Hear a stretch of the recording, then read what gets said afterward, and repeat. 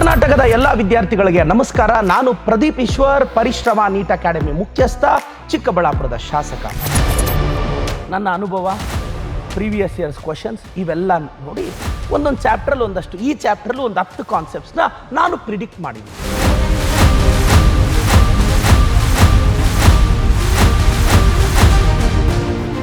Concept 1, biological classification ಅಲ್ಲಿ Kingdom Protista ಮೇಲೆ ಪ್ರಶ್ನೆ ಬರಬಹುದು ಅಂದ್ಕೊಂಡಿದ್ದೀನಿ. ನೋಡಿ, ಇದು ಒಂದೇ ಕಾನ್ಸೆಪ್ಟು, ಆದರೆ 9 ಕ್ವಶನ್ ಕೇಳಬಹುದು.